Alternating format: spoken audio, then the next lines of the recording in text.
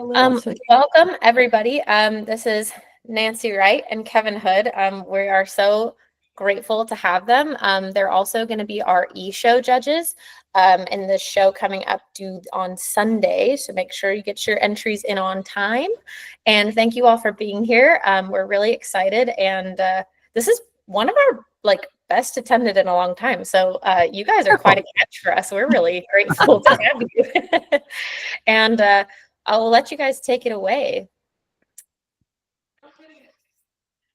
Well, I'm Nancie, and obviously this is Kevin, and this is just kind of about us. We got started in the horse business young as teenagers, and both of us started training as teenagers, and have our whole lives. And we got into judging. It's been about 18 years ago, I think, we started judging, and frankly, just love it. It's wonderful to watch people's journeys with their horses, watch their successes, and feel bad for them and their failures. We all have failures when we go out. Sometimes things just don't work right. Sometimes you'll go out and you'll have a mistake. And I guess what I'd like people to know is that as judges, we're on your side. We are so excited to see you doing your journey. And we're always hoping for the best ride you can have. But we all know that doesn't always happen at the horse show. But we do record what we see. But I guess the best thing I can tell you about the judges is we're all sitting up there just wishing the best run for you. We're in your corner. And we're hoping you have the best ride that you are physically able to have on that day and that time. And sometimes we all have different levels of horses, and we're at different levels ourselves. So you can't just compare yourself to somebody else. You have to compare yourself to maybe the last horse show. Am I a little bit better than I was that show? If you are, yay, and you're going to have your ups and downs, but love the journey, right? Wouldn't you say? Love the journey, because that's what it's all about. The wins are wonderful, but enjoy the journey to get there. So. Yeah, and my side, we're all individuals. We all are who we are and do what we do. My background's a little bit more in the buying and selling. And as I've gotten older, I've kind of found that influence to be real important. And I didn't grow up wanting to show horses. I wanted to grow up, making a profit and buying and selling at a very young age, like 10. I don't know how it happened to be when I was 10, but here I am. And I always wanted to get a $2,500 horse or a $25 horse or a $100,000 horse. How can I make him better? How can I improve him? And how can I make him that somebody, not make him, but encourage him to be as good as he could be, that, I could resell him, that someone would want him. And as a judge, the way that affects me, and now that I know that, is I'm looking and I'm watching these, and I'm thinking that way still. And the score sheets and the education we get as judges gives us a format to put this down to where the exhibitor understands. And before that, I was just buying and selling. I'd write a check and move on. But the horse shows, it's really been cool. And I've learned so much from horses that were not very good at all. And, when I got to the good ones that we are fortunate to have had, apply and learn and, keep them going. But we all start somewhere. We all start at the bottom. We work our way up and never quit learning. I rode 3 horses this morning, and I thought about that today. I'm in my middle 60s now, still doing it. Love it every day. So fortunate. Yeah, we're blessed. So let's have fun with this and see where it goes and ask questions.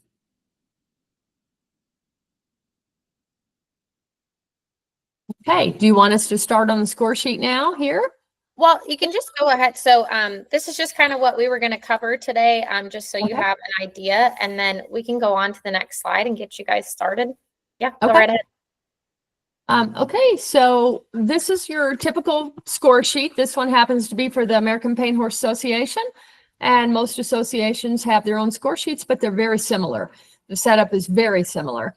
And as you can see, it's got the draw number, exhibitor number, and there's boxes across for the maneuver score, and there's boxes across from left to right for the penalties. And the little numbers you see at the top, 1, 2, 3, 4, 5, 6, 7, 8, 9, 10, that's maneuver number 1 and so forth. So everybody starts at a 70. That is what we call average correct. It's correct. I like to say correct more than average because correct is good. So, and people tend to not think of that as good, but 70 is good because you're correct. You did it right. So the maneuver scores are added and subtracted from a +3 to -3 in the degrees. So what we do is we say a 0 is correct, a +1 would be good, a +2 would be very good, and a +3 is excellent. Excellent not being the best we've ever seen, but being excellent. It was done very, very, very, very well. And it goes down from 0 with -1 being poor. Means typically you had a mistake in there, so it wasn't correct. -1, -2 would be very poor. And then -3 would be extremely poor. And if you get some of those, just know everybody has at one time or another. So, you know, I encourage people if you look at your scores and you've got some negative numbers there, you just have to look at those and go, I need to improve that.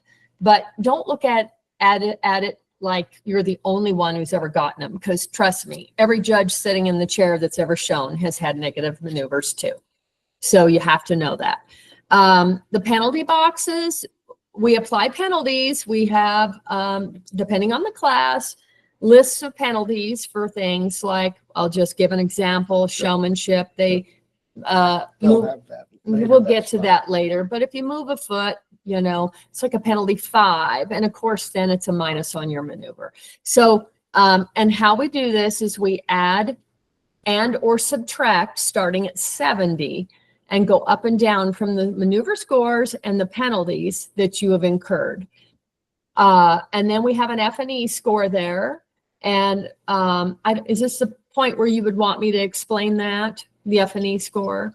Well, that's okay. We can go into more detail later, but we're just hoping to get an overview. But if you could even speak to maybe some of the classes we'll see F&E in versus some of the classes we won't, and maybe how some of the classes it's not -3 to +3, that would be excellent. Yes. The F&E is, you know, 0 to 5. There's not a negative F&E. So, and we'll show you kind of how we use the F&E. That puts you in your category that day, that run, you know, on how it went. Let's see, what is a maneuver score? Okay, and we kind of talked about that already a little bit. Let me chime in. So the maneuver scores through our education, they're not subjective. We get schooled like a +1 is this, +2 is this, like reining or showmanship, or, you know.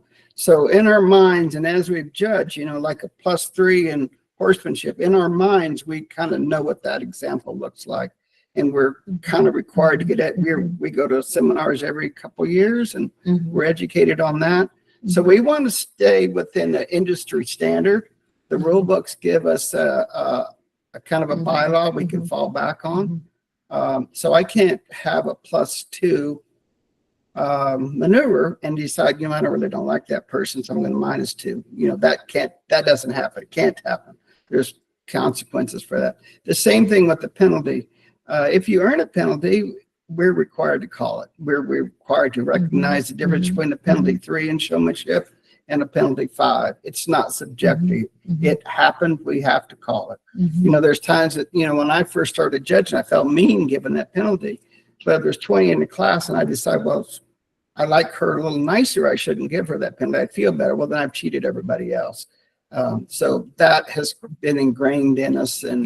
And these score sheets should be a good reflection of your run in you know, AQHA, APHA, Appaloosa, all of them. It's the industry standards. They should be the same.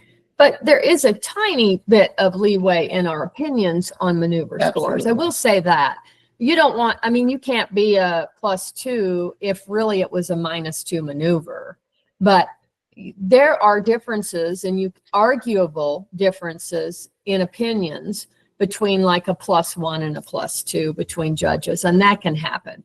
And that's totally, everybody has a little bit of a leeway in a maneuver score as far as your opinion goes on how you felt about that maneuver. So you will see different maneuver scores on a score sheet from judges, and that's okay.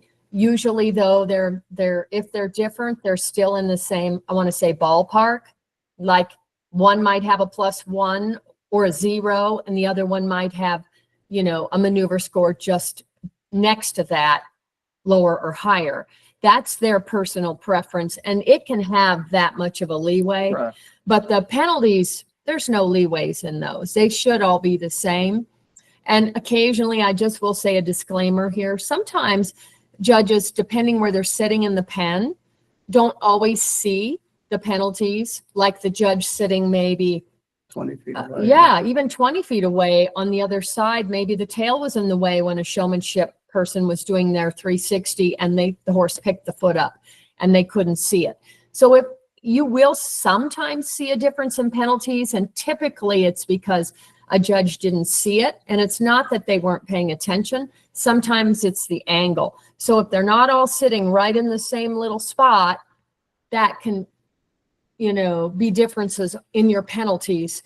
But otherwise, if they're seen, they are black and white.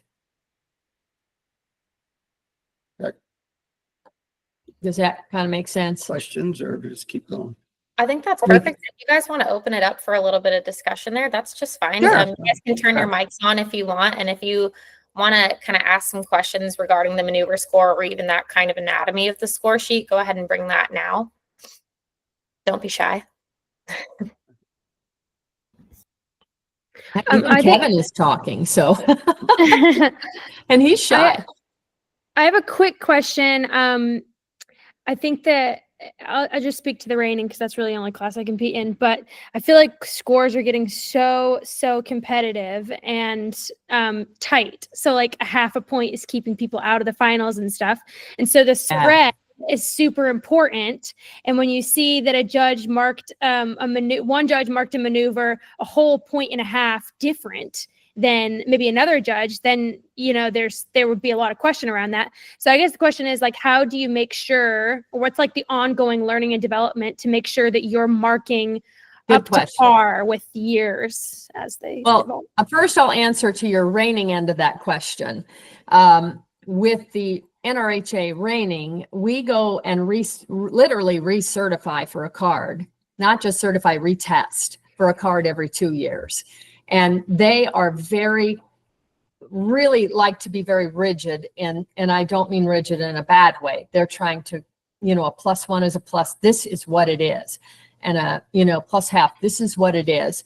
And they try to keep their scores very, very, very consistent.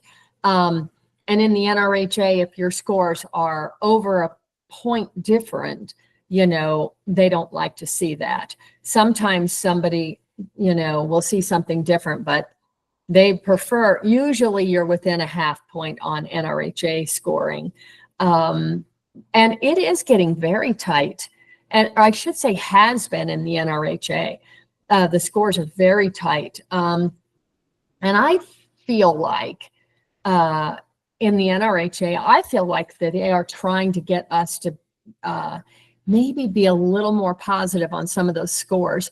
And I think if you think back at like the NRHA Futurity, the winning horse would have like a 73. Well, that is not the case now. They're up there. Their scores are higher, lots higher. And I think it's because our continuing education, and they're encouraging us to open up our scores a little bit, be a little more positive and, within realms. But as far as the horse shows go with multiple classes, we have subtle differences of opinions, but we still positive scores should be positive under all the judges. But we do go through schooling in the quarter horse every 3 years. I believe paints is every 3 years. We have to go to the seminars, and we do 3 days usually of intense seminars. They'll pick in the quarter horse or paint, they'll typically pick a couple divisions or like maybe ranch riding and trail or whatever. And that's what they'll really school us on. And so that's really nice. We all come out of that with better knowledge. We have conversation about, you know, how we're judging. We're always striving to make our scoring system accurate. And but you know, when you have different judges, we're all different. We all have slightly different opinions about how it should be within the rules of the rule book. Okay, so when you see different maneuver scores a little bit, just know that every judge is human and has a slightly different opinion about maybe how you rode that. But it should again be within reason. And when it's not, we are all trying to be on the same page, you know. So sometimes, and I've found this a couple of weekends ago, so showmanship horse, that what we're visiting about today, you know, we have 20 runs and we start at 70 and we build, or 70 and go down from what the scoring was. Well, of those 20 runs, I had maybe 15 that never got into the 80s. So I have 10 runs from 72 to 78, and I scored them. I got to go on. I got to score them. And, you know, if they weren't, you know, there's ways of breaking our ties, but when you announce the placings, Nancie's first place horse is my sixth place horse. Doesn't look very good, but on the score sheet, if you look at it, there's a 1.5, 2 points difference. It could have been justified around. And as a horse show judge, I get like, somebody get up in the 80s so I can get you up there, you know, but I can't make believe that score. But sometimes you hear the placings, you're like, well, that was a first and a last, but the score sheet shows that that whole class was pretty tight. You know, and on our ladder sheets, there's nobody in that column that's 80s and up, and or it appears different than it really is. So what he's saying is when you have a lot of maybe average runs, that's where our own individual opinions might, okay, that's a little better, even though that's average, that's a little better there. So we might have, you know, you have a big class and you might be a first, you might be a sixth, you might be a third, but a lot of times too, going back to the number of the score, sometimes some judges score more positively a little bit and some are a little bit more strict, a little, just, I'll call it strict, not negative, but the placings will be the same. And yet maybe one of them gave you an 82 for overall score and the other one gave you a 78, and yet you still place the same under the two judges. So our own scales can be different. So sometimes if you go, well, I didn't get a +2 there, but if you were still, let's say you won it under one judge and you won it under the next judge, just know that their whole scale, as long as their scale stays consistent. But that is, you see that at a lot of shows where certain judges are a little bit stricter and some are a little bit more positive. And that happens. So don't always just go, oh, I didn't get that same score from another judge. That might be the best score that day from that judge, and you still placed up there. So that's why you have more than one opinion out there. And so I think, yes, we all want to be on the same page. We want to be striving for the same, you know, results in a class. But if we all saw it exactly the same, then think about that. If it was exactly the same, why would you go show to a 6-judge horse show, you know, if you weren't that judge's perfect rider? So, you know, we all have subtle differences, and so do the riders. And so that's what makes it fun when you have 4 or 5 or 6 judges and you know, place a little different, but you can strive to make all the judges like you. I think that's great, guys. Really good explanation. Would you maybe be willing to speak to, so I know we're going to review some horsemanship together in just a minute, but if we're talking about horsemanship, what would make you apply any of these maneuver scores to a different maneuver? Like, let's say the maneuver includes jog to a stop. What would it look like for you on this scale? You mean like what would be a 0? What would be correct? Yes, Okay. if you're willing to speak to like why you would maybe use a +1, where you would use a +3, I think that would be really helpful. Or I can do that. So generically, just generically, degree of difficulty. So you can just trot from A to B, and let's say, you know, your transition into the trot doesn't have a penalty, but it's just, there's no snap to it. I call it snap. There's no degree of difficulty. There's no maybe connection like we like. And if it's poor connection and your horse is looking over here or they stumble into the trot, that's a negative maneuver. But let's just say you're able to go from the stop into the trot, and then your stop is just a stop. He just kind of, you know, stops. There's no degree of difficulty, and there's no credit to be earned there. But we have to get correct first. We have to earn a 0 first. Yeah, We have to be correct. And then we have to, and we'll do this with some runs, or we can talk now. Now, how can I do it better? How can I present my horse better? But you have to do it correct. You have to do it balanced. You have to do it with a 2-beat gait. You can't slug around there. You can't walk into the, you know, if it's a trot, you can't walk 3 steps and then trot. You got a penalty 3 and you're on the negative. So you got to do it correct. And then how can I make it fancier you can't show a horse more than he's capable, and a rider can't override. You got to be a teamwork. But you got to build as best you can from correct. But the transitions in that trot, it says trot A to B. Just remember, it's not just about your trot. It is your transition into the trot, and it's your transition to a stop or whatever the next thing is, unless that transition's included on the next maneuver. And that's always in the written description. So if let's say maneuver 1, trot from A to B and stop. That would be your transition into the trot, and the stop. There'd be 3 parts to that we would look at and score. And also, and when we're in horsemanship, one thing we're looking for in the whole pattern is connection. We want to see connection with your horse. And that doesn't mean just that's hand, seat, leg. We want you and your horse to be one. And you know, at the same time, you need to be sitting up properly and showing your horse. And, you know, I mean, you could go on for days and talk about, and this is what trainers and coaches have to do every day, is how to sit right, how to hold your feet, how to, you know, engage your horse, all that stuff. And all that has to come together. But if your horse isn't engaged as a rider, that affects your whole pattern. And we can kind of show that when we get to some of the patterns. Then, so you got to the positive, but the negative is you went down from correct. You earned some penalties. You weren't engaged. So then we have to figure out, was it just poor, or was it very poor, or exceptionally poor? So that's the other side of that. You can't have a penalty 3 and a penalty 3 and it's not correct. So you're automatically a -1. Or worse, depending. Yeah. So it goes both ways, you know.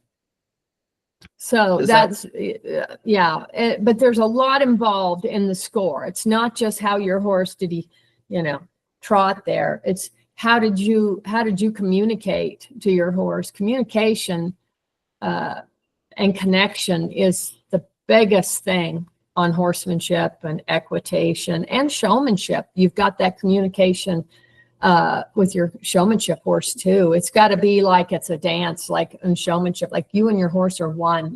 Your movements are the same. They're not trailing behind you. You know, they're not pushing in front of you. They're with you.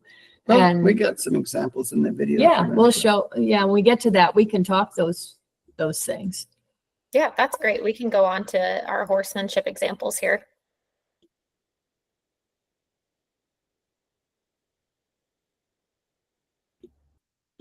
So we're going to watch this run.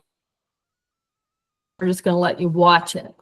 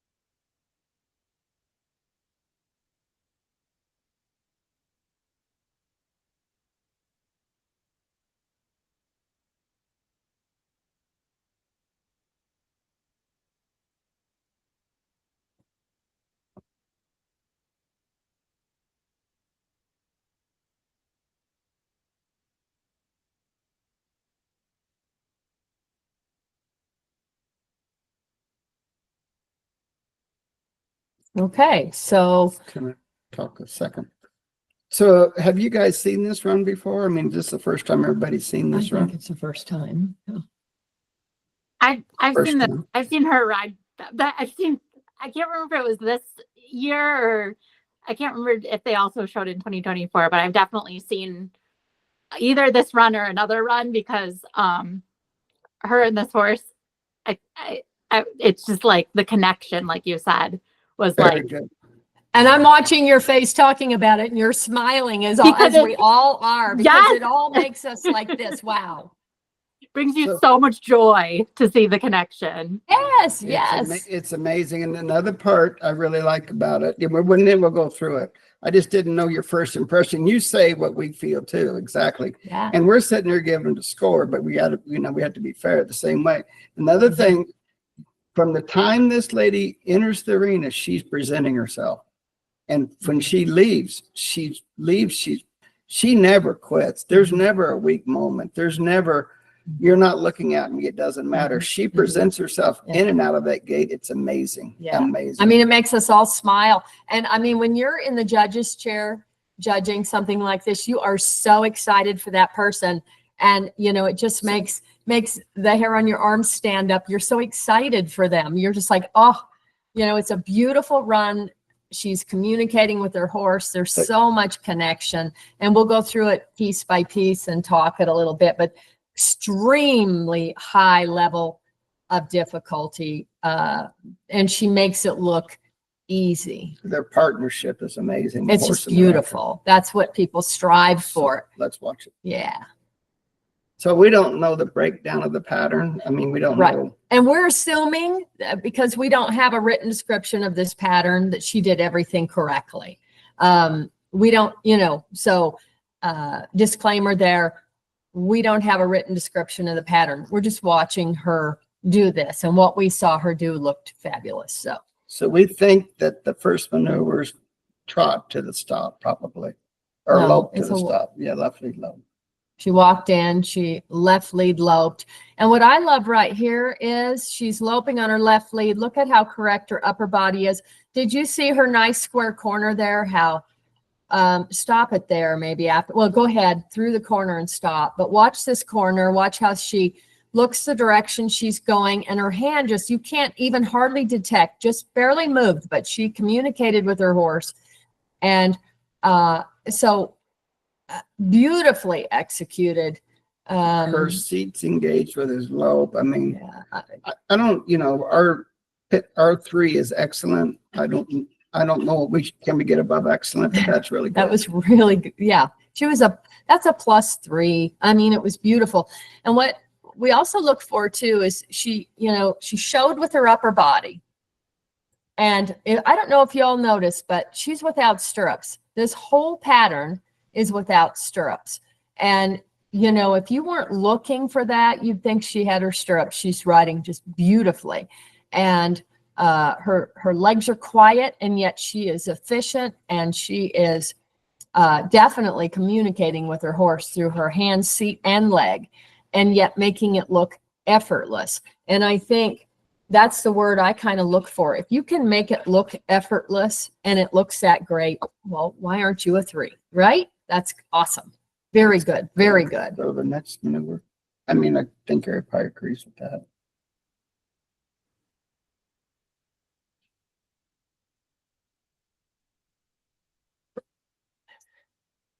So I don't know how you can turn that much better and come out that pretty and correct.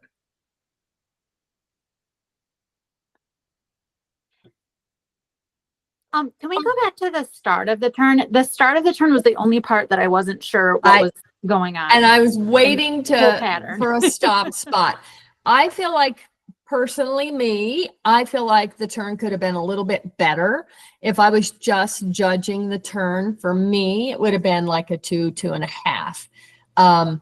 Because I thought the first 3/4 of the first turn part was a little slower, not draggy, just not crack, Kind of like the reining. You got a +1/2 first spin. Then you have 3 spins that are ones, and you know her first start wasn't quite as good as her. So to me, it wasn't as good as the very first part of her first maneuver on the pattern, but it's still, I mean, it's still because she stepped up. It just took her a little longer to step up, even though she was correct. She stayed in position, you know, but I felt like it could have been a little bit snappier there.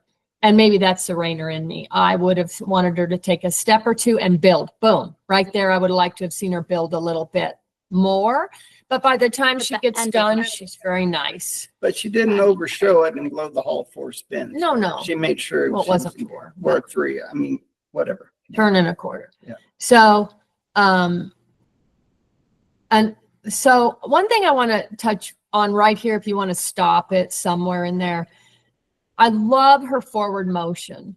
Now, I know parts of this pattern, they've called for a lope with forward motion in it or extension. But I love how she keeps that connection and builds into things. And if you'll notice in this pattern, there are spots where she brings it back and collects that horse. And it's just beautiful because it's all done just so smoothly, so effortlessly. Like they are just thinking the same, you know, it's wonderful. And one thing I don't like to see is horsemanship patterns too slow. It's not a Western pleasure class. I want to see you have a little bit of forward motion. I don't mean speedy fast, but like this pattern, even when she's collected and doing her collected gaits, she's not dragging around the pen. I hope that makes sense to people. She's being efficient is what I would call it. So I would want you to be efficient when you're doing your regular trot and your regular lope, and then step up into the extended gaits like she did. They're not racy, they're not crazy, but it's just beautifully done. So, and there's quite a bit of extended gaits in this, but there's also her collected gaits. But even her collected gaits she's got forward motion. So, okay. And look at her sit that extended trot. I mean, that horse, when he moves, he's got a lot of impulsion. And she just sat that, I thought, beautifully.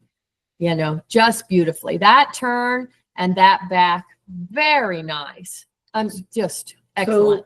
So when she long trots into that stop, we see that a lot of times people become unbalanced. You know, they've tried so hard to sit still, it becomes rigid.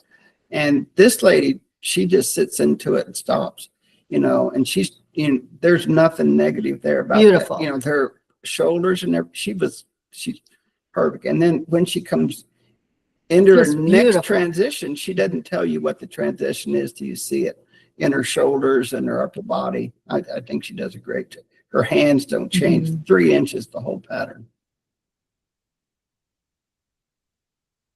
And evidently that's probably an extended gait right there. And then right before her trot, she collected just a step or two. And we don't know what the pattern called for, but I'm sure it did.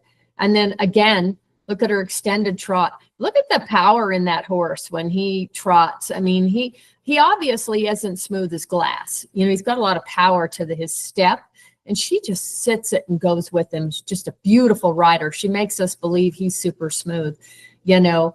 And I just think because of the way he uses his hocks and uses his back, he's got a little kick there. And she sits it so nicely. They know each other really well. Yeah. That is a high 90s run, so in my opinion. We scored it the other day. 98. We scored a 98. You know, 100's perfect. So, you know, and the reason I didn't do a perfect is the first turn, you know, that first turn, I think I did a 2, and, you know, everything else I was +3. And I came up with my own maneuver scores in here because we don't know what the actual maneuver start and stops were. I came up with a 98. And then I guess this is a good time to talk what her F&E was. To me, she's a 5. She's just a 5. There's no way you could put this rider any less than a 5 with that run. It was excellent. And so any questions? Are you guys agreed? Anybody got her a 70? Because if you do, don't be afraid to say. Let's talk you out of that. Let's talk you out of that. But just beautiful. And we're all smiling because we just watched a beautiful run. And we know how many hours it took for that person to get, to that point. Hours, days, years to get to that point. What a beautiful run and what a success story. Are you going to run it again?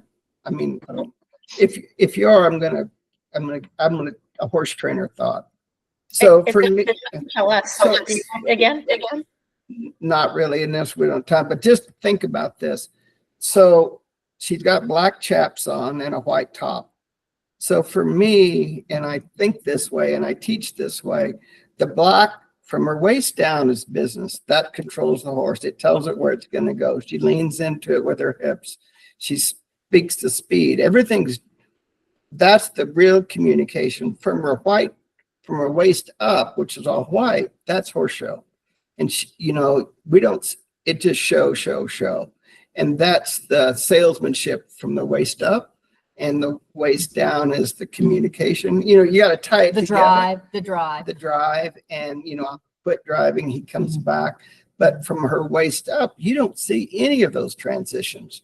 And I think that's an amazing feat. Her hand moves 2 inches, not even. And her shoulder will come back and her chin will look the direction she's going, but nothing's overdone. It's so with her horse, you don't even notice it. So she's really showing her horse from the waist up. He's not talking colors. No, he's talking I split. Waist up. She shows beautifully. And her leg, she's got so much communication with her horse, and her beautiful seat and leg. I mean, it's just excellent. There's everything about her is excellent. You can't find something you don't like. We had a discussion on this one. That's perfect. Do you guys want to go to the next one? Or do you want to open it up real quick? Whatever. If there's questions on the last one or comments, we could do that now. Can I just, sorry, Helena here. Can I just jump in and ask a question? Yes.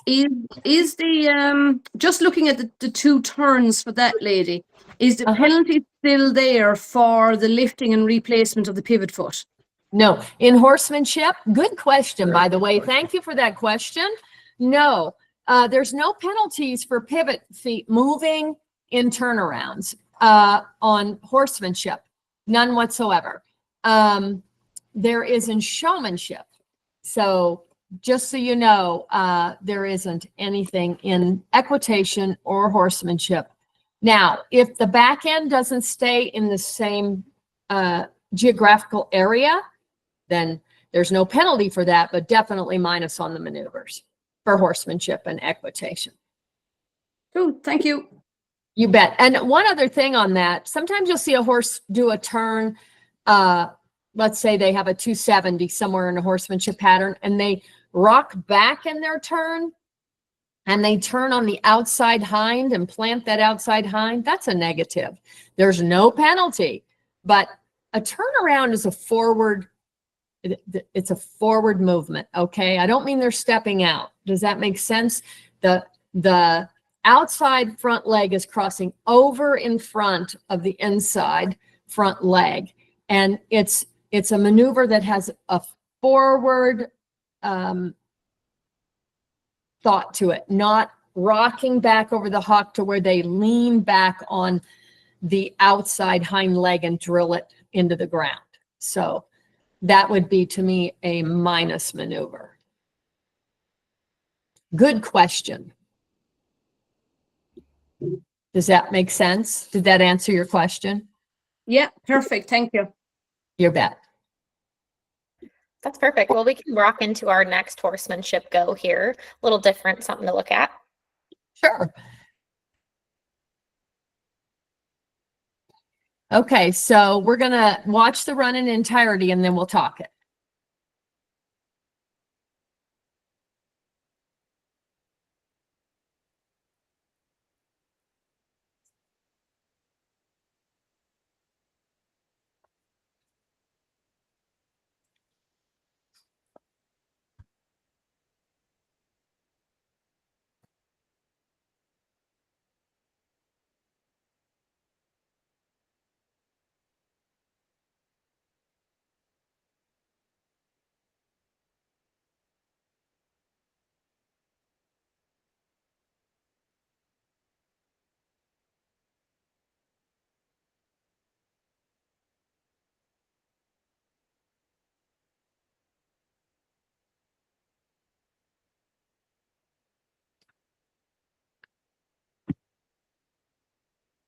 Okay. So now let's have it start, and let's have it stop before she goes into the lope. Stop it right about where she picks up her lope. And stop. So on this rider, one thing I want to say about everybody, not everybody, but most everybody does not think about the importance of a walk. They think the walk is easy. They don't put any effort into their walk, thinking that it's not going to gain them anything. Where in reality, your walk is that is a scored maneuver. Let's just say it's walk your horse, and then the next maneuver is the lope. So the first thing I noticed is she's not working, she's not walking with purpose. She's just almost half halting a little bit, almost breaks. And the first time I watched that, oops, she broke. No, she didn't, but she almost broke. So, her pace was not the same. She wasn't going anywhere at that walk with purpose. And so that's a negative maneuver. And I tell people, there's always a walk in your pattern. Why are we giving away those points that we could be getting in that walk? That's the simplest thing to do well. And so it should be a given that everybody can ride up to that cone, have connection with their horse, and step off in a good walk. So I would -1 that walk just on that. And I think you all can kind of see the hesitation. So remember, we want to see a pattern that is forward. And when I say forward, I don't mean fast, but go with purpose. Go with purpose. And so when I watch that, I think the horse is in charge. The horse is walking the way the horse wants to walk. The rider is not saying, and I'm not bashing this rider, because this is something that so many riders that are, haven't reached that top level yet, that are still in their journey. Good for them, but this is something they need to realize. And sometimes they just don't think about it because it's a walk. There's so many things to have to work on that they just forget to work on the walk. But she should have stepped off with more authority and purpose. So Nancie's right. In the Western pleasure background, which I was real strong in, that walk prepares you for the lope. I want it super collected walk. I want it super tight, super in tune. So that when I lope off, I have a pretty good lope transition, and my lope is the quality of lope I want the first few strides. No, she walked. She deserves, a 0 or a minus half maneuver. -1, actually. I would give her a -1. But I'm worried about her because there's not enough collection to get a good lope transition. So what he's saying is her horse is just falling on its front end. Her horse is not ready for a transition because there's no connection. There's no purpose. There's no forward motion. So let's watch what happens next. The walk is an important part of this. So -1 for me right there. 0 for me. Kevin's nicer. So we saw the transition, and we're watching her lope. Stop right there. So the transition, the horse had to lift its head and neck to lope off because the horse had its front end, its shoulders were not, they were down in the dirt. The horse was not engaged from its hindquarters to lope off. She had no connection with the horse, with her hand, seat, and leg ahead of time to get a correct transition. So having the lazy walk and not having the connection with her horse at the walk just affected her second maneuver. She had no chance to have a good transition because her horse was kind of, I'm going to say, asleep at the wheel there. She let him be, and he just had to use his head and neck to lift his shoulders out of the ditch to lope off. So for me, that's not correct. So now I did go to the negative side. Yeah. And when he says not correct, we're on the same page. That's a negative. I wanted her to be correct and up, and now I'm disappointed because I went down. So again, to me, I'm sorry. Is it okay if I interrupt and ask a question really quick? Yes, please do. Please do. Thank you. So hi, Natasha. So as Hi. the guys, hi there. You guys talk about connection a lot. I hear that word a lot. How do you know as a rider if you have connection? Because I think I have connection. But how do you know? How do you know as a rider if you actually do?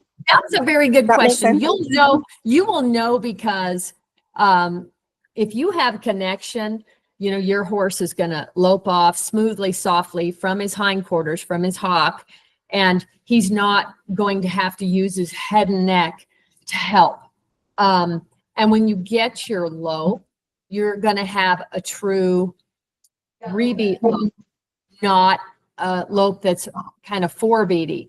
You're going to have, because you're driving, you know, you're driving the car, I say. You're not just bumping along. And so you've got to have connection and feel. And I do think it does take time to get feel.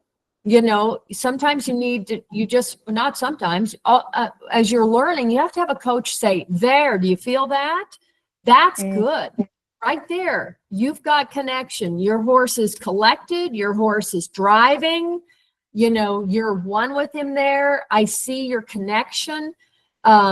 So sometimes, you know, you need us to tell you that's it. And then you learn to feel it. And the hardest thing I think for people to learn as riders is to learn feel. And it just takes, I think to learn feel takes, just lots of practice and lots of time in the saddle, and all of a sudden you will feel it. It's just like seeing your spots in trail, you know, seeing your 3 strides out, or whoops, I'm going to have to adjust my pace because if I don't, I'm going to, you know, miss that first log correctly. So, I mean, it takes, you know, you train your eye for that. You train your body for the feel, and you have to have coaches that help you in the beginning. And you can say, do I have it? Your coach will say, that's it. That's it. And then you learn that feel. So it just takes time. And it's a fun journey to learn that. Because once you get feel and you start to, when you can make your horse be the way you want him to be and use himself and drive right, it's quite an accomplishment. So I see it a little bit different, which we We don't see things different all the time. I work in the arena when I practice. I want to feel that I ask for a trot and is this a 2-beat trot, or is this a 2.5 or 3? And that I do X and this changes this, or I do B and this changes it. I work on my relationship constantly. That what do I do that gets me where I want to be? And I build that relationship in the warm-up pen and at home and the ring at home. So I know to do this is the feel I need to feel. I need to feel these feet go the certain way. And I'm in control from his ears to his tail to all 4 legs. But again, you have to learn that feel. Yeah, you do. That's my point. And that's how you learn it. And in the pleasure horse, I've had some that I think feel terrible. And I have to have Nancie or someone say, that's it.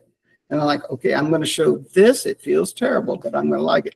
But then you'll turn around and go to the right. Maybe he's a better loper to the right and it feels great. And I go, oh no, that's not quite good enough. So, but I need to work on my communication that I can alter that horse. And I can feel a difference at home, so that when I walk to the cone, I know I got all those buttons that I worked at home, and now I'm going to present it. I wouldn't have let the horse walk off that quiet and dull because I knew I was going to have trouble with that load. I wouldn't have walked to the cone that way. So it bled into the next maneuver. And I would have known that before I got to the cone, and that's the feel you're asking about it. You get that at home. Yeah, you learn it over time. But it helps to have a coach to tell you more leg, or, you know, you're abandoning your horse with your hand. I hate to see people go out in horsemanship and they got a drapey rein, you know, it's flat, just they're just abandoning their horse. You know, when you watch that first girl, the connection was hand, seat, leg, right? And it was beautiful. We all loved it. So, anyway, but having a coach is just so helpful. Thank you so much. Okay, so we didn't like the transition on this lope. And don't you think if she would have had a transition, a good transition makes usually for a good, whether it be lope, trot, whatever. If the transition is good and you made your horse, if you communicated with him and had feel through that and drove him into that next gate, it's a lot easier than having a bad transition and then trying to fix the result of that. That's really hard. Once you've had a bad transition, then all of a sudden you have to fix what the consequences of that. And so this whole lope was just maybe not, wasn't correct, because it was almost, the horse was just not quite engaged like we would like it to be engaged. I'd like to see it more engaged. So we're being negative on this horse, but we see this every weekend. This isn't like a negative. Yeah, we're not picking on this rider at all. We think this way, like we can repair this. We can polish it up. We can do it. But this is we don't see the first horse that we saw. Yeah, we very rarely, we've seen, I mean, that's a once in a lifetime probably, or if you're at the quarter world, there'd be 2 or 3. But this is a very nice run that we would like to improve on, and we're not hurting anybody. We see this all the time. So don't take it as, we think, how do we make it better? We're not banging anybody on that's negative. How do we that's not, and that's, I want to be so careful because we're just, where would we change this? But we see this on a weekend level a lot. And so way worse. So. And yes, and way worse too, we can see. So not being critical at all, just again trying to be informative. And how, I mean, who wants to be the rider, the video, after we just watched, the run that, at the Quarter World Show that was just fabulous. I mean, it's really not fair to this rider, but we're showing you what we don't like in it. I have a much closer connection to this rider than to Georgia at this time. So I'm glad you, I'm saying that when you point out things in this video, I can learn from that. Getting to, the goal is to get there, but yes, that's the goal. But Georgia, I'm not, anything she does is way better than where I can get to tomorrow. So I've already, have a couple of things that I'm thinking of to improve based on this feedback from the video. Yeah, good. So please don't think we're being negative and tearing this person apart, because, we're not. This is the world we live in. The horses we rode this morning, how can we make them better? How can we improve? It's our daily journey, and we love it. And, and then, we just have to keep working. It's never good. I mean, I'm sure good enough. The lady on the first horse probably thought that was good enough, but I promise you, she's up. Well, that start of that. I'll bet she went out of there. Yeah, I could have done better turnarounds. I'm sure. So we're all striving, and if we quit striving for better, that's when that's not good. No matter what level you're at, you should always strive to be better. And what fun, this gal's on a journey here, and she's, got things she can work on. And yet there's, she's doing a good straight line across there. I mean, you can pick things that you like, and we can pick apart what we'd like to see a little bit. So. Good point. Move on. Yeah. So now she goes, let's see, she lopes around here. Okay. Now I want to just say one thing. I want to address her right arm. I prefer in the horsemanship, and it's pretty much standard, most people bend that elbow and carry that arm. They don't put it on their leg. And I think the best reason for that is when you put your arm on your leg, I think you lock your right shoulder up a lot. I think in Western pleasure, people hang their shoulder down, but when you're doing maneuvers, so you're doing trail or you're doing horsemanship, if your elbows are the same and you go to turn, your shoulders are free to turn the direction you're going, where if your hand's on your leg, I think it almost locks that side up a little bit. I mean, I guess that's the best way I can say it. I don't know how, would you say it different, Krista? Or? I guess best explanation I would have is, to me, I think you need both hands up to keep the shoulders even, because I think it's really unappealing when you look at someone from the front or behind and you see that crookedness. We really need to see that evenness through the riders and establish that connection. Because if you're doing this, I'm assuming your weight is unevenly distributed as well. Absolutely. Another good way to say it. And I feel like it locks up that shoulder doesn't move, and your other arm, to me, it just doesn't look natural. It doesn't look like you can be effective like you can if both your elbows are bent and they're the same, and your shoulders can move left and right, and it's the same. So I would, throughout the pattern, I don't like that. So, Are you correct?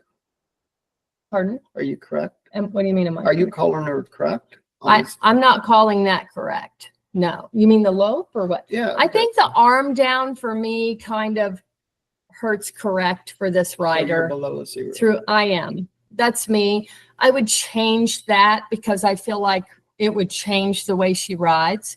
You'd love to see her then just go do another pattern with her elbows both bent and just see if her shoulders come around a little bit better.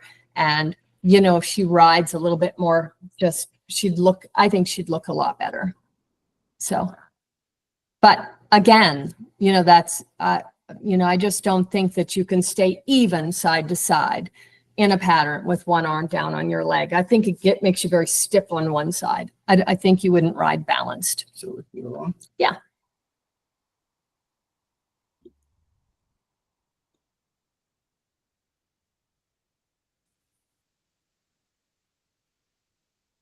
Okay, that transition there, I felt like, again, and maybe the Rainer background in me a little bit, I like to see people drive to their stop. I don't like to see them trickle to their stops. So if you remember, and just remind yourself that ride to your stop. Don't slow down. I see so many people start to slow down because they go, well, I'm going to have to stop up here. Well, when you trickle into something, your horse falls on his front end. He gets heavy in the bridle maybe, and it's not a good crisp look. So don't trickle down into your stops. I guess that's the only way I can put it. So again, it's a transition that goes with that, that maneuver, that whether you're loping into it, trotting into it, or walking into it, don't just slop through the stop. The transitions are super important. Okay, now she's going to do, now that transition, I want to say something good here. If you go back and watch that horse's transition into the lope, He lopes from his hock on that. he lopes from his hock across there. So again, look at that. Did you see how that horse kept its head and neck even? And it loped off from behind better. And I felt like she had a little more impulsion across there, maybe a little more connection. So see, we're always trying to find that we like a little better. To me, that was a much better part of her pattern right there. And so we're not just picking on the negative. I thought, well, good job. That was a lot better transition than her first. It would be encouraging to know that can happen. It could have happened at the very beginning if she'd have practiced and had that, not the right word, that tempo or that thought process. She should have started with that in the first part of her pattern. It's there. It can happen. And so what does she do? Drop to a trot here, or drops to a trot. And that pace of her trot, that's a good pace there. But again, just a little bit, just too relaxed of a stop. I want to see them trot, trot, trot, trot, stop. I want to see crisp and deliberate, I guess is another word I would use. So that's kind of what I have to say there. To me, More questions or? because of her stuff, I had her F and E. I had her a 1. 1, 2s are, your, to me, Average. Just you're not getting into the where you're doing any degree of difficulty. And I had her with the because of the one transition bad and the poor, I thought, poor to very poor walk, I had her to 69. But that's where I would have put her. But she had some good stuff there. Like I said, that second, and you can't forget what you see with her second transition. I'm like, yes, much And better. she was penalty free. We didn't have to read the Yeah, 5. there was no, If she'd have looked down to see if I'm in the right lead or not, that's a 5. She did not do that. right, she didn't do that. So, she didn't Right. trot out of any transitions or trot into them real slow. Right, so there's good there. She was penalty free. So you have to look at the whole, the whole picture and not being negative at all, just picking out what she needs to do better to have a better score. But yeah, penalty free, and she needs to pick that right arm up. Okay, speaking of penalties here, we have a penalty sheet. So I always tell my clients, boy, read this penalty sheet. Read this, because so many competitors, and I will say several trainers, do not read the rule book. You'd be amazed how many calls we get from horse shows. As a judge, what is a penalty 3 in showmanship? I'm like, come on. Well, they didn't pick a leg up. And we're like, well, why is it on the score sheet? And I'm like, I didn't. So see you it. just need to read your rule book, and it's very, very self-explanatory. If you don't understand it, you can definitely ask a professional in your area. You can call a professional and ask them. You can call somebody at the association. Everybody can find a resource to help them with that. APHA IQ, Horse IQ, shows examples of penalties, shows examples of runs. And I just I'll harp about this because people just don't really read the rule book. And if you know what those penalties are and you stay out of the penalty box, it's just like the little paint horse that we watched go. She was penalty free. She stayed out of the penalty box. And so, she will beat somebody who might do maybe a better transition here and there or whatever. She might beat them because she had no penalties. And if they have a 3 or a 5 or whatever, or a 10, God forbid, which is really hard to dig out of, you will win more than somebody who's always in the penalty box. The 3-point penalties, break a gait at walk or trot. Usually when that happens, it's because the rider is not engaged and does not keep riding through that walk. And so their horse, what do? Whoop, we're going to stop. Like that gal's almost did in her first walk. So break a gait at walk or trot for up to 2 strides. That's a penalty 3. If that last horse that we watched had completely stopped in that walk, she would have got a penalty 3. And of course a minus on the maneuver. If she would have, I don't know if she had it, but we'll see this quite a bit. Lope to trot transition, lope trot. If you lope walk trot, it's a 3. Yeah. So you don't have to stop, but if it's a lope trot, you walk a step, it's a 3.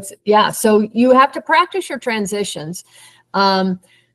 Over and under 1/8 to 1/4, we see a lot of that where people don't practice their shutoffs. I call them shutoffs on their turnarounds. So you have to practice looking for the spot. I call it look for the spot where you're going to stop. So, have markers in your mind where if you have to do like a 3/4 turn and you overshoot it, or under, either way, 1/8 to 1/4, it's a penalty 3. If it's over 1/4, you're a 0 score if you go over 1/4. So just keep that in mind. Tick or hit of a cone, that's, I tell people there are certain penalties that if you do it, you just were not paying attention. Don't be close enough to cones to hit or tick them. Don't put yourself in that position. Don't be vulnerable to one of those penalties. So ticking or hitting the cone, shame on you if you do. So you need to have enough space between you and the cones, within reason, but that's a no-no. 5-pointers, not performing specific gait maneuver, or not stopping when called for within 10 feet. So before you, we talk about this all the time when we're given lessons, have a plan. So when you have to go do a pattern, have a plan. Because if you don't have a plan, you might be out of the range of where you're supposed to do something more than 10 feet. And if that's the case, you're going to get a penalty 5. So if it says trot around the corner and then lope immediately, then if you lope around the corner instead of trot yeah, around the corner, then you're a penalty 5. So location in your patterns, with is important. So really read your patterns, understand them. I tell my students, walk your patterns. Go out on your horse before you ever try to do them and walk the pattern and think about, okay, here's where I'm gonna do my lope transition. Here's where I'm gonna turn that square corner. Here's where I'm gonna do my trot transition or stop and do my turn. And what am I gonna be looking at, or what is my marker where I think I'm gonna go? So that you don't get out in that pattern and halfway through you are lost, or it's not in the geographical location it should be in. So be very careful with that. And that's all stuff as riders that we can do. Practice and lay that pattern out, and don't just go out and decide, okay, I'm going to ride it and show fast. I walk it first. Make them think about all that stuff. That's your 5-point within 10 feet. Incorrect lead or break at lope. So when correcting and incorrect, except when correcting, and I got a fly in here, sorry. Except when correcting an incorrect lead. So if you lope off in the wrong lead, most of the time you just cued wrong. Somehow your horse, and you were not, you weren't one, you weren't communicating. So typically, if you go out and miss a lead, you have not set up your horse correctly for that lead. And I always tell people, it's not our horse's fault, it's our fault. So as a rider, so always take the blame. What could you have done to make that horse understand you better? Break a gait at walk, jog, or trot for more than 2 strides. That's self-explanatory. If you go over 2 strides, you're going to get the 5-point. Loss of stirrup. That means you're not keeping enough weight in your stirrups when you're riding, and probably grabbing with your knees, and your foot is not where it can be engaged. Maybe you don't have your heel down, but if your foot comes out, there you go, 5-point penalty. And we do see that often enough. Not a lot, but we do see it. Head carried too low and are clearly behind the vertical while the horse is in motion. So this is, and to me, the last part of this is important, showing the appearance of intimidation. So to me, the roan horse at the World Show, he was bridled up, but there was no intimidation there. That horse there was contact, communication, and they were together. But a horse that hides, I call it hiding, and they're intimidated, we have that 5-point penalty option to hit you with that if we feel like that's the problem. Obviously, looking down to check leads. Some people do this just out of habit. They might do it at home. So I always tell people, feel your leads at home. Don't look down all the time just to look. And because you might accidentally do that in the pattern. And if you do, we're going to hit you a 5-point penalty. So looking down, I think you can look down. But when you put a Western hat on, you tilt and look, you're accentuating. Boy, you have told us big red, green lights flashing. You just did it. Like in your showmanship and stuff, if you do want to look, keep that hat still. Use your eye. Yeah. Yes. Don't give me something I can see. Yeah. Because then I have to call We see you go like this, boom. If we see your eyes move, we're not going to call it. Yeah. If you're just like for instance, English equitation, and you strain your eyeballs down to look, but your head never moves, going to hit you a 5 there. I'm not. But if your helmet dips and I Yeah. saw it, everybody's going to call But it. bottom line, I tell people, learn to feel that stuff. You don't need to look, because when you look down, I think you lose a lot of your forward, a lot of your communication. Don't look down. Learn to feel it. Let's see, bottom of the boot not touching the pad of the stirrup. Again, if you just pull your toes up and you're not balancing a little bit in that stirrup, keeping a little weight in that stirrup, you're going to get a 5-point penalty. That's a new rule that kind of applied. So if you're turning a corner or something like that, and you're, as a judge, we're behind you and we're sitting in daylight between your boot and they're schooling us to call that. Yeah, if we see that daylight, you're getting the 5-point penalty. Loss of rain, that's a bad one. 10-point penalty. I don't think anybody means for that to happen. Sometimes it just happens. Use of either hand to instill fear or praise while on pattern. We don't see that a lot, but every once in a while, somebody will get so excited and they'll reach down and pet their horse or something. Just know you're really not supposed to do that in the pattern, And so just another thing quickly, once you're in the arena, you're always being judged. Don't come in the arena and start two-handing and doing this and chunking your horse in the arena. Once you crack open through that gate, whether your pattern is started or not, don't do penalties, okay? Don't do that. Ride in and be professional from the minute you crack that gate. And the very first girl I thought was a good example. We'll see some showmanship. She was in the alleyway. And When ready. she stepped in, boom. She was And ready. when she did her last maneuver and she didn't quit till she left. I mean, She was in the hallway. She showed from the time, she showed from the time they could see her through the hallway. You really want to make a good impression on your judges. Let's see, where were we? Failure to wear correct number. I really have had that happen. I've had people come in without a number, and I know nobody does that intentionally, but pay attention, make sure your number's on, and make sure it's the right number and not somebody who's in your barn and you accidentally got their number. Or excessive schooling or training. And, we're all just keep it professional. If you get to schooling hard, you get angry, we start to see emotion and stuff, that's not good. We're going to DQ you and make you quit. Fall by horse or exhibitor, that's awful when it happens. Feel bad for everybody, but you're out. Use of prohibited equipment. Again, read your rule book. Everything you need to know on equipment's in there. There's an equipment section.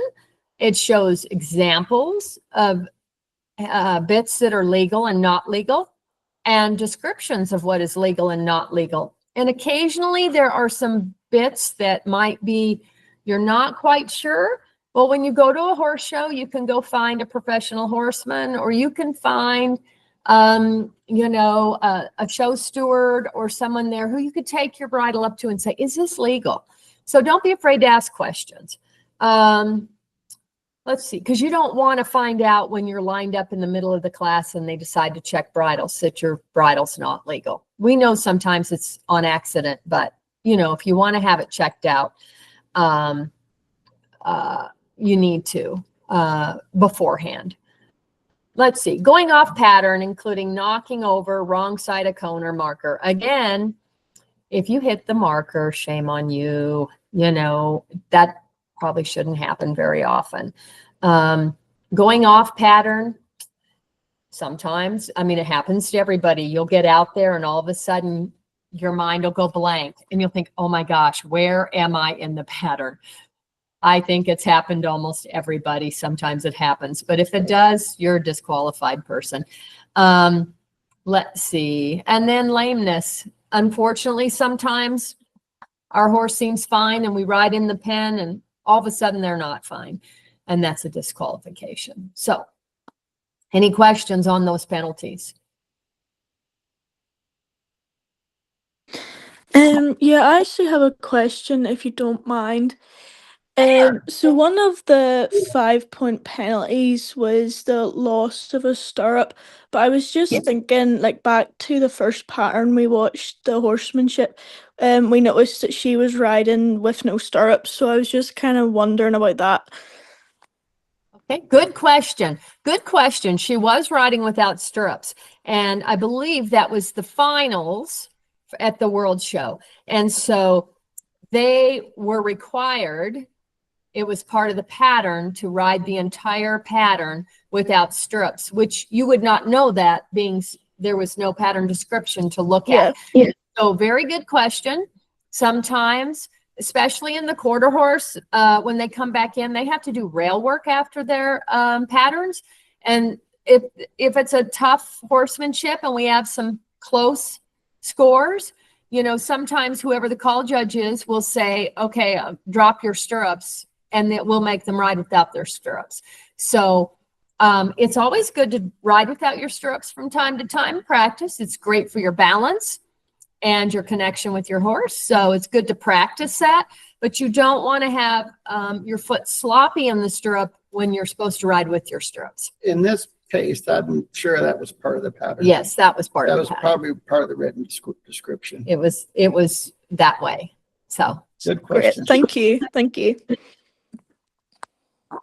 thanks for asking. That was a good question. So that's the penalties. And again, I'll just harp on this. Please read your rule books. This is it will help you understand why we score the way we score. So so read your penalties, read your maneuver scores, the descriptions on them in the rule book, and first and foremost, read the pattern, or excuse me, the class description on what we're looking for, and it spells it out pretty good. So, and even, you know, we judge a lot in different breeds. We'll still read through the rule book, that horsemanship or English, just to see if there's a little bit of differences. I mean, for me, the worst thing the biggest mistake I make is I think I know know it instead of wondering if I know it. So I refresh all the time. I'm like, yeah, I got it. I refresh all the time before I go judge a class, just to get my mind back on that, because we have to judge so many Yeah, classes. maybe we came out of the working cow horse. Now Yes. we go judge and horsemanship. then we go to horsemanship. And So you're like, whoa. we have little cheat sheets, little Well, cards. But for us, I mean, and when I call them that, just so we have it in front of us, so that if we have all of a sudden have a brain, glitch, we can go, okay, I was right. That's a 5, because we're human. It happens. we're human, and there's times, you've judged for 10 hours and you just switched classes, and all of a sudden you go, okay, now we're back to 3, 5, and 10 point penalties, and here they are. Oh yeah. So even we refresh. And so to get our mind wrapped around what we're doing right before a class doesn't hurt you to go over the rule book, go over those penalties in your mind, just to get it right there where that's your focus. F&E, let's see. I talked about this already. haven't Yeah, we did kind of talk about this. 0 to 5. I don't use a 0 myself. I don't know. Have you ever used a 0? I try to give everybody a 1. If they're out there trying, they get a 1 with me. That's just me, but I try to be a hair more positive that way. I think if you're out there showing to us, you can get a 1. But this F&E, that in just a sidebar on this, we can split this. So say we got a 4 and a 5. I can go a 4.5. I can go a 3.5. So if you see that on the score sheet, it doesn't fit in this definition, but it is allowable. I mean, I'm like, gosh dang it, that's not quite a 4, 5, but it's not a yeah. 3, and so it's a 3.5. And then I can put it out of my head and go on, instead of me battling back and forth. Is it a 3 or a 4? So we are allowed to make those half points in there. So I think it's pretty explanatory, self-explanatory. 0 to 2 average, 3 is average, 4 is very good, and 5 is excellent. So typically, if you're in the 90s, you're a 5. Typically, if you're in the 80s, you're a 4.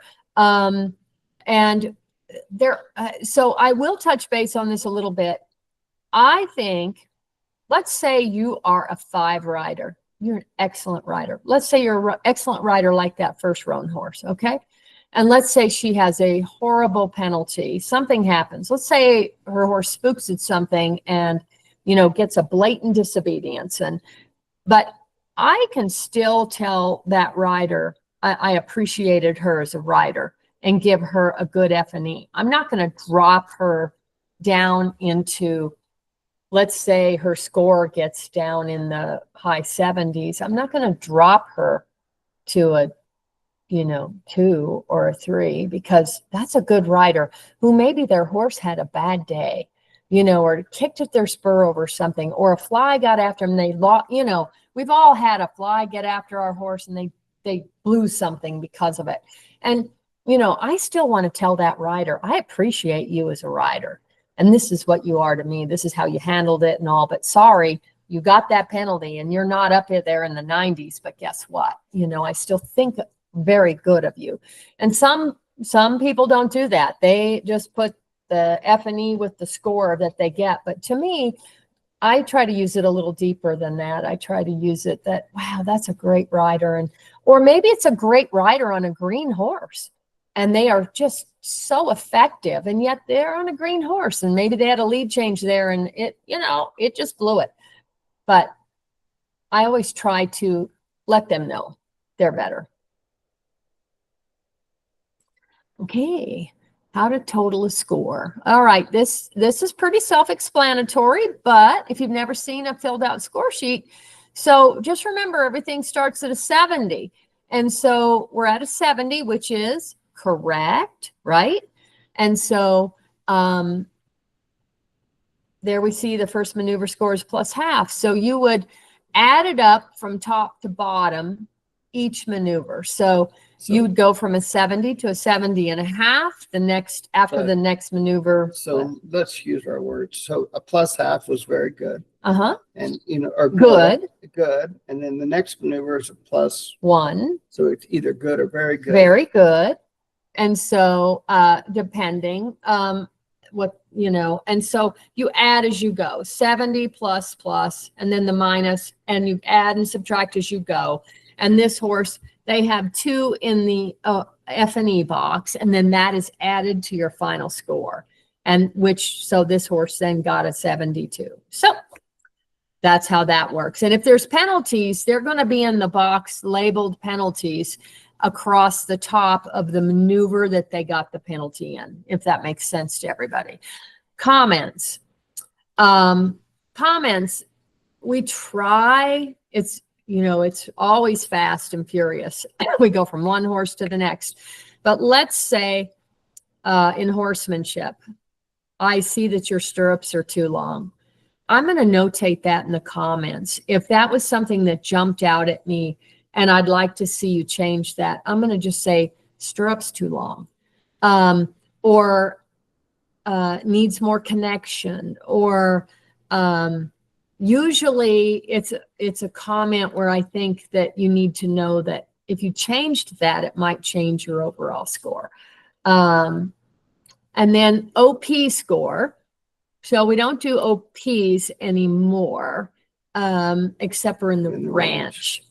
So we used to do OPs for off pattern instead of disqualification. So does anybody have any questions on the score sheet, the way we fill it out? I think that's great, guys. I'm gonna quickly interrupt. We're short on time and we'll lose Maddie for slides. So we were thinking maybe we do one of our showmanship runs and then we can go into discussion after that, if that's okay. I love it. Yeah. Okay, perfect. So would you rather do the World Show showmanship run or our imperfect showmanship run? I would oh gosh, we can only do one. We could try to do 2 if we're efficient. Okay, yeah, we can do them both if we do it real quick. We'll just run them kind of back. And then we can talk about it after if that works. Let's do the World Show run first, and we'll talk it as it goes. We won't do it twice. So okay, perfect. Again, this is going to be an example of a really good run. So if you can't do this, don't be dejected about it. This is what you aspire to. We watch how she's getting ready right there. She's not even in the gate. She's ready. She's getting her horse set perfectly. She comes over and look at her. She is ready to go. Loving it so far. You look up. She looks prepared. She's very turned out. Excellent. It can go ahead and go. We can talk. Yeah, as we we'll go. talk as it goes. All right, she walks in. Now, look how snappy. This is degree of difficulty. Snappy walk, not rushed, snappy. She is there, all business. Nice corner. Her horse is just mirrored with her. That stop was amazing. That stop was, yes, very good. Now, look how straight her horse is from the nose to the tail. He's not dropping his shoulder to the outside of his turn. The only thing I'd fix is, did you see how he didn't quite close that turn with the left front? I would have liked to have seen the one more step with the left front. To And me, that brings it down on the score for on me. a little bit, yes. And also, this horse is amazing. But to me, I'd like to see him be up there in her hand a little bit. He kind of Just lays a back on tick its more, neck. just a tick more. But her connection on the chain doesn't indicate that. Yeah, But I'd like to loose see it chain. stand up there. Yeah, loose chain. So he's not pulling it all on her. Great straight line to the judge. She led her horse right to the judge. And loved the quarter turn. And now watch her in showmanship. This is super important, guys. You're showing showmanship and you know, the setup is how you show a halter horse. It better be square. We expect that. And we're not saying it, you know, if you have a crooked legged horse, whatever, but it's still, you stand up square. You know, you have to have them balanced up over their legs and set square. Just a little bit, he kind of got just a little stiff in his neck and that back up. But the corner was beautiful. And she was off to the side. There's a penalty 10 for standing in front in showmanship. Walking So in front of him. You have to be to the side and Yes. be gift. And she I was. loved that stop to the turn, closed the turn with the outside front leg. Her trot here is beautiful. And her transition to the walk, very nice. And the whole pace of her pattern is forward, is positive, is businesslike. And her horse never pulls on that chain. I mean, he just stays with her and just beautiful and stays straight bodied and nice stop. Just excellent run. Excellent run. And now this setup is a little slow, could be a little quicker, but watch what she does. She makes this horse square up. She doesn't just set him up. She gets it perfect. She wants It's it perfect. Almost took too long, to where some people Yeah. are going to hurt her. In a perfect world, I would have had that go a little faster, but yet I love how she didn't settle for a crappy setup. And that's good. Just real quick, on this run, I don't know how to say this correctly, so someone might need to clean it up. This girl shows very confidently, very comfortable, she's good in her skin. She's not trying to be somebody else. She's not overly rigid. It's really cool. She exudes confidence. It's very pleasant. Yes. It's not marchy or stiff. Yeah. Let's watch the other run now we have, because we don't want to run out of time. The other, Then we can ask questions. yeah. After everybody's seen them. So we'll quickly get to this one. That was a very nice run. Again, we Yes. don't see that all the time. Right. Okay. Right here. Let's stop this right here, please. So this horse's back end isn't really set. So I just watched 40 horses and I come over and I looked at my score sheet. Now I'm looking up. I'm going to score her. First impression. My first impression, I just see her. I'm disappointed. She's not square. She's not going to try to win it like the last girl did. And I'm like, darn it. Yeah, So she's settled for my- not square. My first impression isn't where you want it to be. And I want to stay positive. Mhm. If she'd had it square in the back and everywhere, Mhm. then I'm like, okay, let's go. I'm on the edge. Can we get to an 85 or 90? But she just told me maybe that's not going to happen. Yeah. Don't let that happen. First impression, super important, guys. When you walk up to that cone, be right. Okay, Be let's- right. Okay. Let's go. That was nice the way she crossed over. Her horse is with her. I think that, basically she did that correctly. I would have liked to have seen, maybe she looks just a little, look at her. She's slowing down here for her horse to keep up. I would have made him step on the gas pedal a little more around that outside curve, so she didn't have to slow her trot down. I think she could go somewhere a little bit. Again, I go back to Snappy. When So- she stopped right there, his back feet were spread out. And if a horse stops crisp, they usually stop with their back feet pretty close to each other. Makes it easy to pivot or back. And right there, the last step, he was slow finishing his turn. And I'm not picking on her. I'm just showing you little things that would. She brings her horse to the judge. Excellent. Excellent. Yeah, straight on. That was very good. You could look right down those front and back legs. And she set quickly, but now we walk to this side. Front feet are offset just a little bit, but they're offset a little.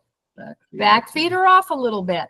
And so, to me, I'd like a better setup. So in the showmanship, a lot of times they'll say setup and inspection. We split that. We judge the setup and then we judge the inspection. So the setup is an individual score. Sometimes on the written patterns, it's not that way. But we always split it. Yeah. That turn, through that turn, that horse bent in that turn a little bit. I felt like remember the straight body on the horse we just watched at the World Show? The horse stayed straight from nose to tail. This horse started to let a shoulder fall out a little on the turn. He did the turn adequately, but to me, he showed that he was being a little lazy. That shoulder dropped to the outside. Now, I liked her trot out had the most impulsion of the whole pattern. I liked that trot out. It was snappy, So to me, that's Snappy's credit earning. So discussion or go on, or how do we? Yeah, that's great. We'll let Maddie go. Thank you so much, Maddie. Thanks, And, Maddie. Thank you. This is really awesome. Sorry, I do have another meeting to hop on, but No, Okay. that's okay. We appreciate you. And then you guys are welcome to roll right into discussion. The one reminder we had on our slide is just for everyone to make sure their e-show entries are turned in by before midnight Sunday. And that's the whole thing. So I'll hand it back to you guys. Any more questions or comments? We don't bite, I promise. Well, maybe sometimes, but no, I'm not teasing. Yeah, I have a question. Yay. Uh-huh. Well, no, maybe not. I'm right. I'm thinking from the perspective of the e-show.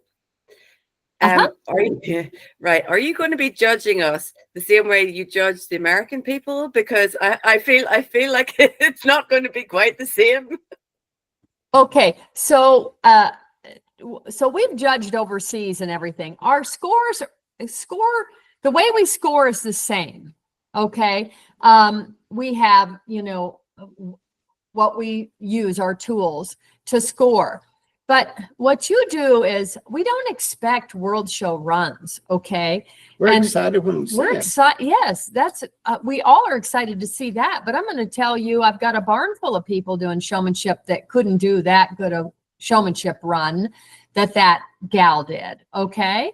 Doesn't mean they're not good.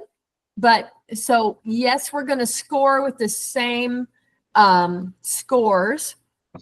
But what you have to do is understand that that's not negative. That tells you where you're at.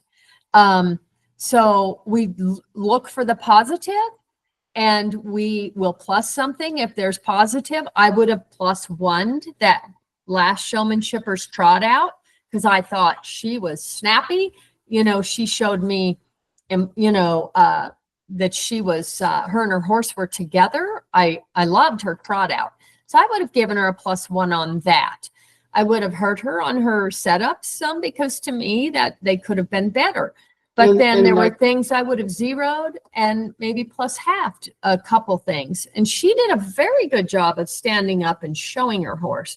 So her form and effectiveness, I would have bumped up because of that. She could have expected more out of herself. And, we can go to a lot of places in the United States and see the same thing. And we want them to step up and improve. It's not meant as oh my gosh, look how poor you are. It's just like, these are the areas we can improve. And that's what it's for. Times we go show here in the United States and our high score in the showmanship might be a 72. Okay. So and there'll be a multitude of 60s. That doesn't mean they shouldn't go show or that we're being negative. That's where they're at on the scale. If you remember, 70 is correct. Okay. So if you have penalties and some minuses on maneuvers, you might be in the, a little lower than that. But that tells you where you're at. Doesn't mean you might not be the winner of the class that day. It's the same thing in reining. In a novice reining, a 69 could win the class, or a 68. It's a number. But that's, as an example, we can't take that 69 in reining because we're somewhere else, give it a 75 and be encouraging. Well, then you think you can go to Oklahoma City, the reining fraternity, and get a 75. So doesn't work. We have to keep that level. We try to keep the score. Consistently. We try to keep the scores pure. With an optimistic Yes. kick to it. Yeah. So and that's the thing It's I tell not a people. It's negative. not a It's not negative. a It's just the score. It's just where it's at. And Okay. if you go to the words correct, poor, very poor, or correct, good, but to get that +1, you have to have something better than correct. Okay. So another side of it is, like, we've got some real novice clients, and like they'll show trail and they'll come out of the trail and that was terrible. Well, they +1 my left lead low. Well, you can't be terrible and get a +1 left lead low. So a lot of times people or poles or maneuvers. So it's encouraging that way too. We all think we're not as good as we are, and that score sheet kind of should help change that or show you an area to work on. Yeah. But yeah, for sure. I mean, I Good like question. the idea that we get accurate reading of where we're at. I like that as well. Trying to be accurate. Yes. Yeah. We want to be accurate. So it's not a negative. Please don't think about that. I try to tell people we try to be accurate, and then you strive for better. Yeah, for sure. Good question. Yeah. Good question. Thank you. Any more questions? Can I just ask a general question of the two of you in relation to the showmanship patterns? In recent years, amateur, now I'm masters amateur, but we don't do a lot of masters amateur over here in Europe, so I end up being an amateur anyway. Do you feel that the patterns are turning into a fitness test as opposed to a showmanship test? I mean, why could it not put in more serpentines or a quarter turn or a back a box? A large box, but why is it all extension? I'm laughing. I'm just dying by the end of the run. Okay, and the reason I'm laughing is because we have all of our ladies are in the masters or selects, and they say the same thing. And most of them have either bad knees or knee replacements or hip replacements, and they are having to extend the trot. And I really hate to see trot extensions in the select and the masters, because I do think it becomes a fitness thing. And I myself have 2 new knee replacements. So I totally understand, and need 2 new hips. So I understand where they're coming from. I don't like them to put that in the older groups patterns. Maybe a walk extension would be fine, but I don't think that they need to extend a trot, because I think just trotting with purpose on a regular trot is hard enough for most selects.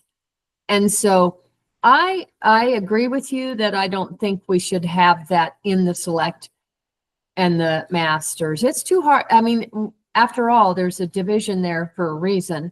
It's because all of us have used our bodies a lot. And so, that division is there for those people to be able to accomplish that, and why I don't think we should discourage them with extensions. But I see the same thing on the horses too. So I don't know, and there's no fixing this conversation. I don't know why we do a 440 turn and back up and come out, and then we do a 360 and then a quarter. Those poor old horses. Poor old horses, that. And they're all going to pick their toes up to relieve that hawk, and it's a 3. And I'm the same way. I don't see why. I mean, as a judge, we are qualified enough to judge your transitions in your work without making it elimination course. Mhm. But we're not in charge of that very much. But Mm-mm. I agree with you. You know, we've eliminated like the pull turn. You know, why would you ever have a pull turn? I never understood that. So there have been some corrections. Mhm. But then there's also been like the last horse we saw in the showmanship.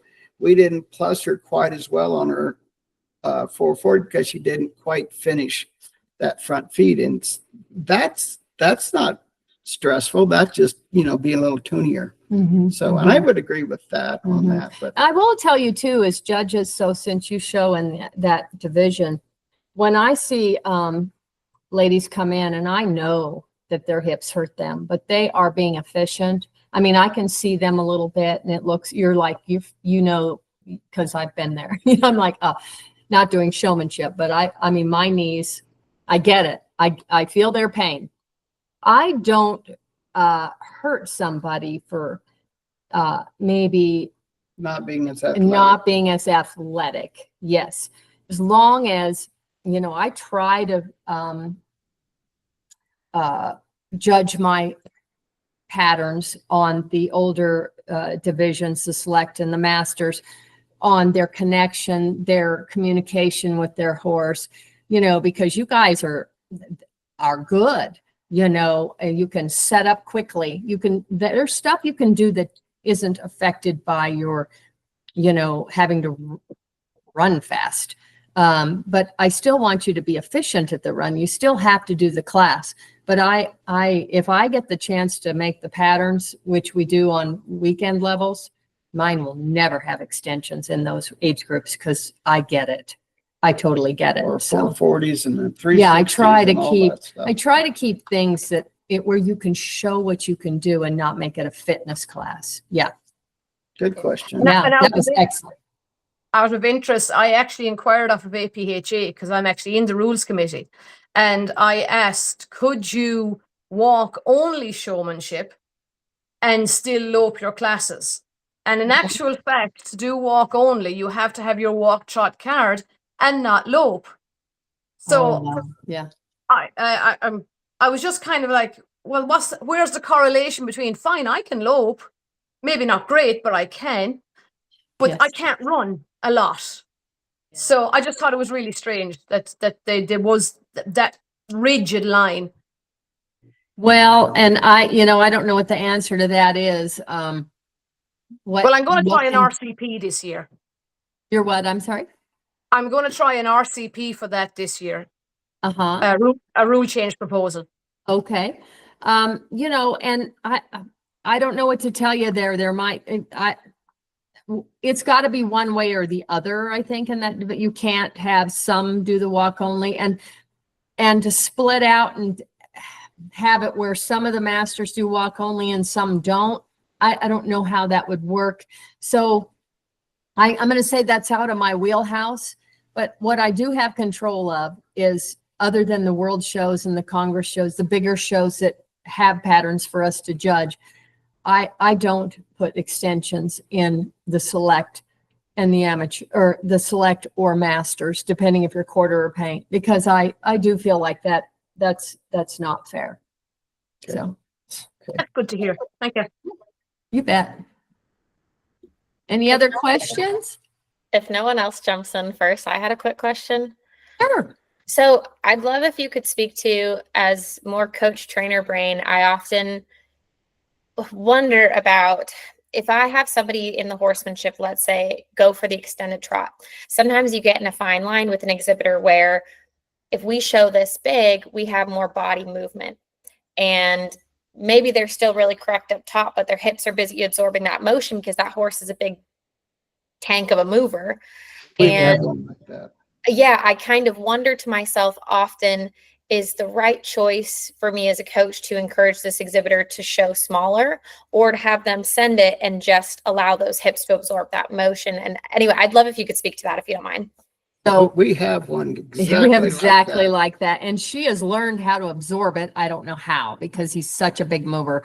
But I will say that I tell my people, go to the pace that you can show your best. that. And be comfortable. And so I think it's best to maybe you don't go for that +3 extended trot pace because it's so big and bold that your rider loses that connection or has too much bounce or wiggle or motion. So I tell our people, watch that, because if you have to be able to show what you present. So sometimes you just have to present something that's backed off just a hair. So you have to go, where am I going to get the best score? And I tell my people, don't show, you need to go to that spot where you can keep your body correct. So the very best for you and your horse. And then Yes. if that's And a don't go plus- beyond. That's a +1. That's a +1. But if you Right. try for a 3 and go the other way, Right. Mhm. it's not, and it affects your next Yeah. maneuver too, as well. And all the time. that's hard. I mean, it's That's a hard hard for one. people because I know we have one exactly like that. She can ride the hair off anything, but his long trot is Oh, hard. It's just he's such a big mover. And so we tell our clients, back it off to where you can show it. You just and go for that positive score there. It might not be as positive, but it's not going to be a positive if it's too big and you're not sitting. If you're bouncing all over and you've lost your core or so I think it's better to back it off and be safe there and correct, and then try to go for your high scores in other spots. No, that's great. That's honestly helpful to just hear you talk it out. So thank you very much. Yeah. Well, and we've learned that from our own people. The one thing I'll try, and it doesn't always work, but I always figure a third in each foot and a third in your butt. And some people will be too heavy in their butt or too heavy in their feet. And so we'll try, okay, now let's try put more weight in your feet. If it works, it works. If it doesn't work, it doesn't work. But we just go back to that rule, a third. And if it's not enough, then we gotta back off. Yeah. I like that. I'll steal that. Yeah. Good ones. Good comments. Let's have some more. Yeah, I like that. And that's excellent. And that's being a good competitor when your people know what their limitations are, because you can't do your pattern like the next person. You have to do your pattern for what shows your strengths and hides your weaknesses. So that I tell people, don't do what other people do. Do what you know you can do and show that to the very best of your ability and stay within your parameters at that point in time. And you'll find that works better than anything. No, that's great. Thank you. Anyone else? We've bored everybody. I have a question. Oh, great. So I was wondering, in showmanship, I have a mare who's very good at it, and she essentially will like set herself up. She's very good like that. And I was just wondering if it would be better for me to be like really snappy and get like an acceptable setup, like a correct one, but maybe, not the best, or if it would be better for me to take a little bit more time and make it excellent. Better to take a little more time and make it excellent. Here's where you draw the line. And you can say more than 3 moves, it's not going to, it's going to hurt you. So when you're warm up or practicing at home, 2 or 3 moves for excellent. That's the goal. If you get under that. But when you get in the show pen, there's variations of that, but 2 or 3 moves, but go for excellent. That girl in the good showmanship, the really good, the world show. She took 3 moves in that 3 moves to be perfect. And she was really good with 1 move. I thought that was pretty cool. But I will say, for me, it wasn't a +3 on that move because it took her 3. Kevin's a halter person, so he is like, it's got that set up in showmanship it's ultra important to me too. But if it takes you 3 moves, I'm going to be not as good as if you could get that in 1 move, that same setup. I want that correct setup, but I want you to always strive to get it quickly. But don't settle for a poor setup in showmanship, because to us, that is one of it is such an important part of the class, because, showmanship is like it kind of it's built off of like showing halter horses is, it's just like horsemanship is how do you go, it's built off of how do you go and do other things. So you've got to have a good setup. It's how you show your horse. And so if you want to show your horse not set up in a setup, you're not showing him to the best of his, his qualities aren't looking the best to us. So set your horse up. Work on that at home. Get those excellent setups right off the bat. If he wants to set up on his own, that's awesome. I love it when a showmanship horse knows their job, but they need to set up correctly. Okay? Yeah. All right. Good question. That's great. We'll open it up for maybe 1 to 2 more, and then we'll let you guys go. Okay. Rasha, got any pending questions? Nancie can talk all day. No, I think everything's kind of been answered, to be honest. I had the questions, but everything's sort of been covered, so. Oh, okay. Well, good. I'm glad we covered most of your questions. Thank you so much. It's been a great webinar. It's been really, really, really informative. I loved it. Thanks for tuning in. It's been a lot of fun. We've enjoyed this, and I hope that, we cleared some stuff up for you, and I hope we didn't, I hope we gave everybody something to aspire to. I thought that the videos were great that Krista presented. She showed the best of the best who have been at it forever and ever. And then she showed people that are well on their journey, who are doing a good job, but, could make things better. And that's all of us, guys. All of us can make our runs better. All of us are striving to make things better. So we're all on that same road, and the journey needs to be fun. And so enjoy your successes and learn from your failures, because we all have those failures always. I mean, they come with it. No, that's excellent, guys. And there's I don't know if you can see the comments, but there have been so many positive comments of people thanking you guys and talking about how informative it's been, and they appreciate your enthusiasm. So I can't, on behalf of Stock Horse Ireland, like genuinely thank you so much for taking your time and donating it to us. It really means the world. And we're excited to be judged by you and see your comments and scores coming at us. Great. Well, we're excited to do it, and again, please remember, when we're scoring and judging your runs, we are so on your side. Right? As when I became judging, I couldn't believe that really, but I'm the only one that wants to, we're just like, help them. How do we get a bigger score and bigger score? But then we go to dinner that evening, and there's 6 judges sitting around there. We all talk about the same thing. We talk about nobody ever talks about. We don't talk bad about ever. We're never talking bad. And about that was really encouraging. That I would have never known having not got my judge's card, because I always looked at it pretty negative as an exhibitor. Yeah. They just didn't like me, and and that's never the truth. If you never think, well, the judges didn't like me. No, the judges just recorded what they saw, but that doesn't mean we're not pulling for you. I don't know a single judge that doesn't love their job and love helping people and wishing the best for the exhibitors that they're judging. We're all hoping that you have the best runs. And I think what everybody doesn't realize maybe, but don't forget this, we all have been, all the judges I know have been competitors themselves. We've all had terrible runs. We've all walked out of that arena going, oh, I just want to go stick my head in the sand. We have all had good runs and bad. And so we know how you feel when things don't go right. And trust me, we hate to see that for you. But we also know that we all have learned from our mistakes. From every time we make a mistake, we go home and we fix it. We work on it. We challenge ourselves to be better.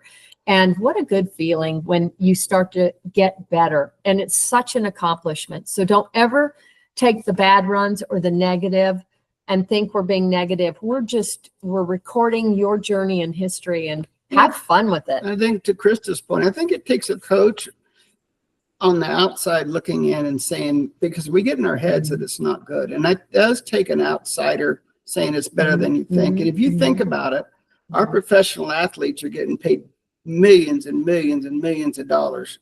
and being coached all day long, every day. Mhm, So I don't think someone helping you on the outside is a negative and at all. Go get help. Go get And any feedback you can get. Sometimes you don't realize what you're doing because we get it stuck in our heads that it's different than it maybe is. And an outsider on the side or third Your person coaches will tell you. will say, no, wait a minute, And I think that's a positive Mhm, thing. And I'm not a professional athlete, and I've never been paid millions of dollars to get yelled at all day, but I still have the same theory I can improve. Yeah. And sometimes you need that other person on your side to Yeah. say, We all need help. We all need coaching, and go wherever you can to get some coaching. If you have a coach close, somebody you can relate to, wonderful. It's hard to do things on your own. And if you live somewhere where you can't get a coach, the internet is a fabulous thing. Horse IQ with Paints is a fabulous thing. You can learn so much through it. You can watch so many horse events on video. NSBA World's going on right now. You can watch stuff there, horsemanship, trail. You can see things. And I just say, just surround yourself with that stuff and watch as much as you can, learn as much as you can, and your journey will be a fun one. thanks for having us. Yeah, I don't think we could leave it on any better note. Thank you everyone for joining who still stuck around to the end. You guys are free to log out. And again, thank you guys so much. I think it's really appreciated. We are Fun. too. Thank you so all. much. Thank you. Bye. Thank you. It was Thanks. wonderful getting to talk to all of you.